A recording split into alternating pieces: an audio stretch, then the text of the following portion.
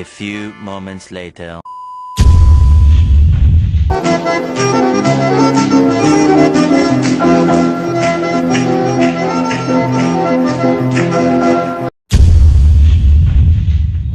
હાલો friend, Hairfit ફોરમાં આપનું સ્વાગત છે।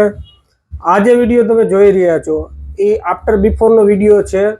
હવે આની અંદર અમે જે બિગ સાઇઝ છે તો સાઇઝ લઈ અને જેટલું જે રાઉન્ડ છે એ રાઉન્ડ કર્યું છે, પછી એની અંદર જે ડેન્સિટી છે એ ડેન્સિટી અમે કાઉન્ટિંગ કરેલી છે અને ઓછી જોતી તો ઓછી રાખેલી છે।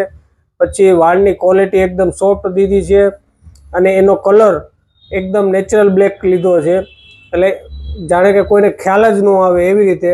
અને આ વિડીયોમાં પૂરેપૂરા તમે જોડાઈ રહેજો તો તમને પણ ખ્યાલ આવશે, તમારે કેવી રીતે કરવું એ તમને પણ ખબર પડશે।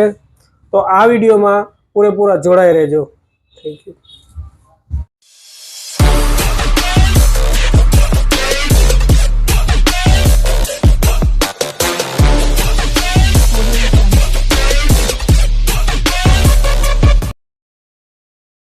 હાલો મિત્રો, પ્રોપર રીતે પહેલાં માપ લઈએ, ઊભું અને આડું, અને વચ્ચે જે એરિયો આછો થયો છે એ જ એરિયામાં આપણે હેર પેચ લગાવીએ।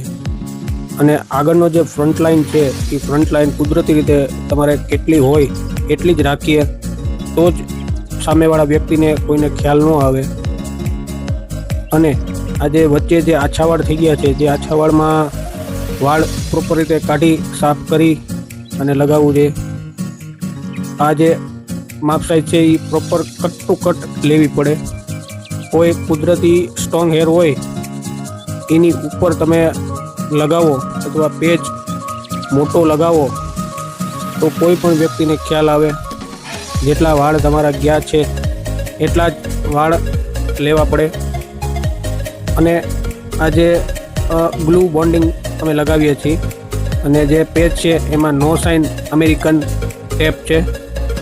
આ 20 થી 25 દિવસ સુધી રહે, એમાં તમે આફ્ટર હેર વોશ પણ કરી શકો, ત્યારબાદ પછી સર્વિસ કરવાની રહે। અને આ જે રીતે કટિંગ થયેલ ચાલુ છે તો એની અંદર આ રીતે પ્રોપર રીતે આખા જે કુદરતી હેર હોય એની સાથે સાથે કટિંગ કરવું પડે અને એની હારે મર્ચ પ્રોપર રીતે કરવા પડે। અને તમારું જે બોડી સ્ટ્રક્ચર છે એ બોડી સ્ટ્રક્ચર પ્રમાણે પ્રોપર રીતે કટિંગ થાય તો કોઈને ખ્યાલ ન પડે। અને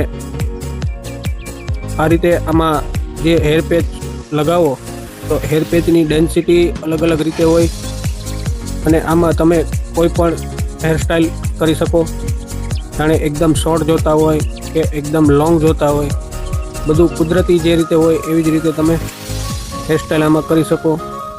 પણ ખાસ એ જોવાનું હોય કે વાળનો ગ્રોથ અને વાળના તમારા જે સાઈડના વાળ હોય એનો કલર કોમ્બિનેશન એ પ્રોપર રીતે જોઈ અને આ રીતે આખું કટિંગ થાય।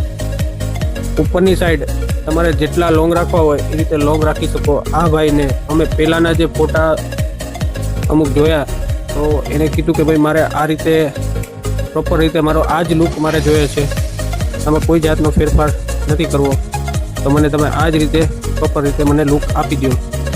તો અમે એના જે પહેલાંના ફોટા હતા એ ફોટા પ્રમાણે આખો એક લુક બનાવ્યો અને એ જે પહેલાં જેટલી લેન્થ રાખતા હતા એટલી લેન્થ રાખી।